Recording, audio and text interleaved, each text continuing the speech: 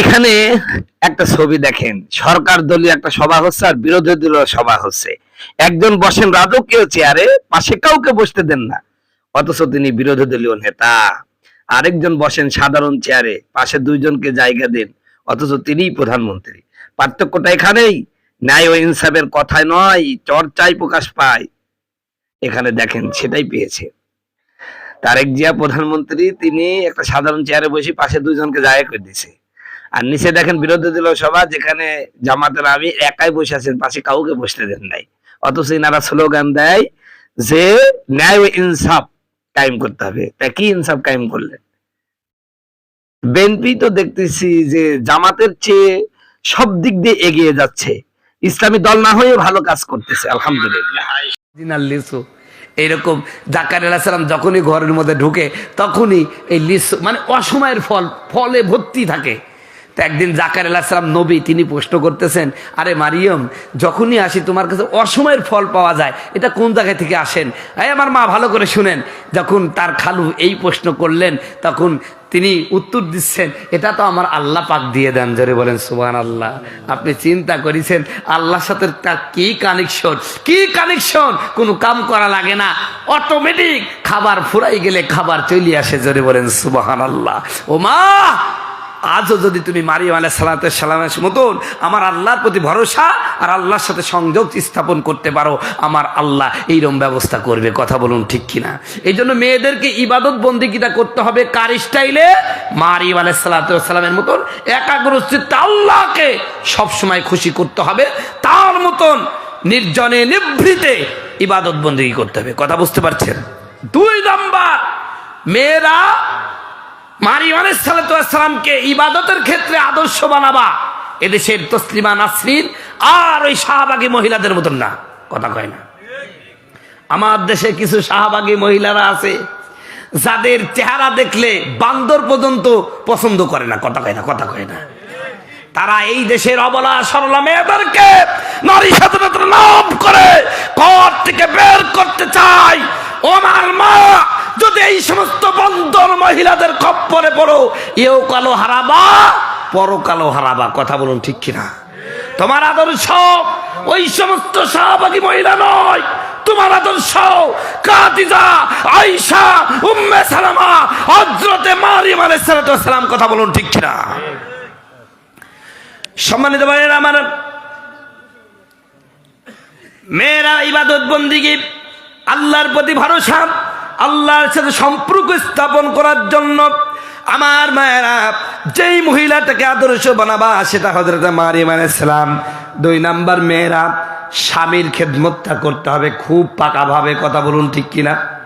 আজ অনেক অনেক অনেক অনেক অনেক মহিলারা আছে ইবাদত বন্দেগী আলহামদুলিল্লাহ, বোরখা পর্দা পশিদা আলহামদুলিল্লাহ, স্বামীর সাথে সম্পর্ক ভালো নাই।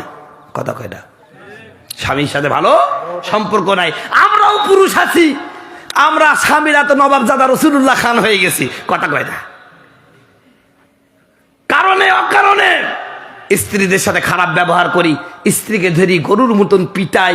এইরকম লোক মনে হয় ঢাকা শহর শিক্ষিত এলাকা, রাজধানীর এলাকা, হয়তো বা আপনাদের এলাকার লোক কেউ বউ মারে না, কিন্তু আমাদের এই গ্রাম অঞ্চলে আমরা দেখি নাইনের নড়ি দি বউ পিটায়। কথা কয় না?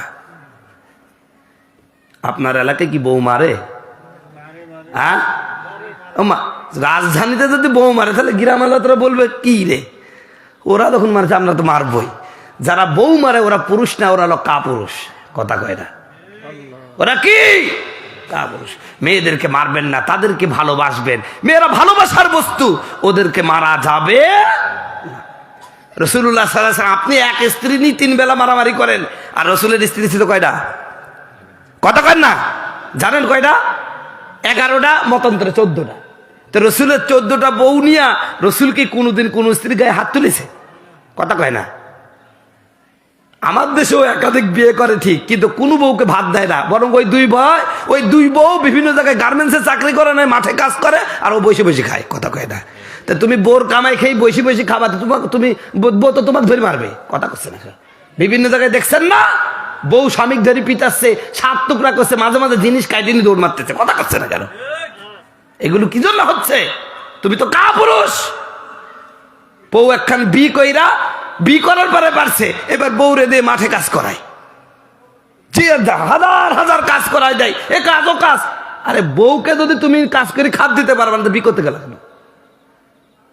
আমার দেশের মেয়েরা খারাপ না, আমার দেশের মেয়েরা পর্দা করতে চায়, স্বামী যেভাবে চলাতে চায় সেইভাবেই চলতে চায়, কিন্তু স্বামী হয়েছে বেকার, ওরা কি করবে? কথা কেটে।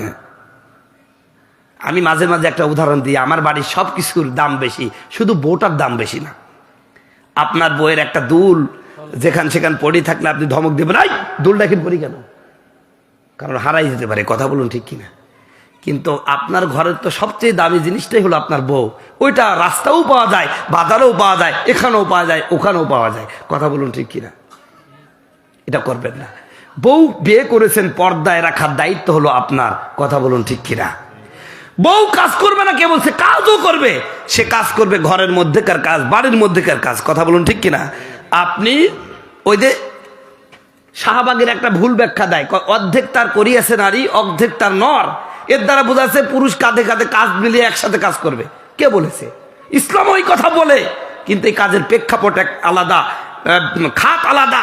পুরুষ করবে ঘরের বাইরের কাজ, আর মহিলা করবে ঘরের ভিতরের কাজ। তাহলে তো অর্ধেক তার গড়িয়াছে নারী, অর্ধেক তার নর হয়ে গেল, কথা বলুন ঠিক কিনা? সম্মানিত মায়েরা আমার, আম্মাজান খাদিজাতুল কুবরা একজন সফল স্ত্রী, স্বামী ভক্ত। পৃথিবীতে আম্মাজান খাদিজার মতন স্ত্রী কেউ আসবে না। নবীজিও তাকে প্রাণ দিয়ে ভালোবাসতেন। আমার নবী খাদিজাতুল কুবরাকে বিয়ে করলেন, আমার নবীর বয়স তখন 25 বছর, আর খাদিজার বয়স 40 বছর। মহব্বতের কোনো কমতি নাই। এক সময় আমরা চিন্তা করতাম, হারে আমার রসুলের বয়স 25 আর খাদিজার বয়স 40, কেমনে হলো? বর্তমান ডিজিটাল যুগে এসে এটা জায়েজ হয়ে গেছে, বুঝাও হয়ে গেছে। এখন দেখা যায় 22 বছরের ছেলের সাথে 50 বছরের মহিলা বেরোয় চলে যাচ্ছে, কথা কয় না? তা আমি আগে ওরকম বলতো, কি গো মোহাম্মদ সাল্লাল্লাহু আলাইহি সাল্লাম, অনেক নাস্তিকও বলতো মোহাম্মদের রুচি দেখো, নাউজবিল্লাহ নাউজবিল্লাহ, মোহাম্মদের রুচি দেখো। 25 বছরের যুবক একটা বুড়ি মহিলাকে ছাড়লো না, এরে তুই তো 50 বছরের মহিলা নিয়ে চলে যাচ্ছিস, কথা কয় না? তুমি হোটেলে রাত কাটাচ্ছ 52 বছরের মেয়ে নিয়া, তোমার সমস্যা হচ্ছে না, আর আমার রসুল 40 বছরের হযরতে খাদিজাকে বিয়ে করছে, এটা নিয়ে চুলকানি বাড়াও। আসলে এই সমস্ত কথা বলছো কি জন্য? বাংলাদেশ বলি বলতে পারছো, সৌদি যাই বলো গা কল্লা থাকবে না, কথা বলুন ঠিক কিনা?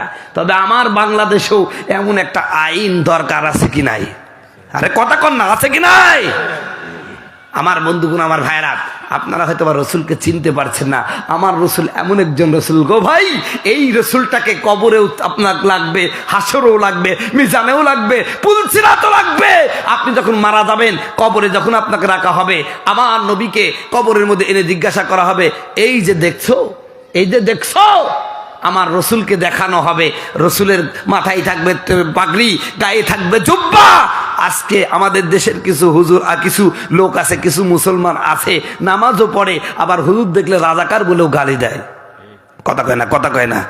যারা টুপিওয়ালা দাড়িওয়ালা দেখলেই রাজাকার রাজাকার স্লোগান দাও, কবরের মধ্যে কিন্তু আমার রসুলকে দেখে যদি রাজাকার বলো ভাই, ফেরেশতারা মুগুর কিন্তু একটাও মাটির ফেলবে না, সব পিঠের উপরে ফেলবে, কথা কচ্ছে না? কথা কচ্ছে না ঠিক কিনা?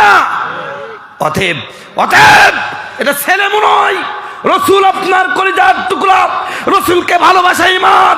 অতএব সেই রসুলকে যদি বাংলার জমিনে কেউ অপমান করে, এদেশে আপনার নেতার বিরুদ্ধে কথা বলে আপনি গর্জে উঠেন, আপনার নেত্রীর বিরুদ্ধে কথা বললে আপনি গর্জে উঠেন, অথচ আমার কলিজার টুকরা রসুল, পৃথিবীর 250 কোটি মুসলমানের হৃদয়ের স্পন্দ রসুল, সেই রসুলকে গালি দিলে বাংলার পার্লামেন্টে আগামীতে যারাই ক্ষমতায় যাক, সর্বোচ্চ শাস্তি মৃত্যুদণ্ড পাশ করতে হবে।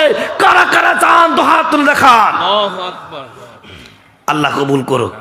তবে আমার তাদের মুখে মনে হয় এই এলাকায় যারা বক্তা আসে, ওরা মনে হয় ওয়াজ করে আর আপনারা খালি শুনেন, মনে হয় কথা বলা অভ্যাস নাই। ভারতে গিয়েছে আমি 14 বার, ভারতের আসাম, ত্রিপুরা, পশ্চিমবঙ্গের ম্যাক্সিমাম জেলায় আমি ওয়াজ করেছি।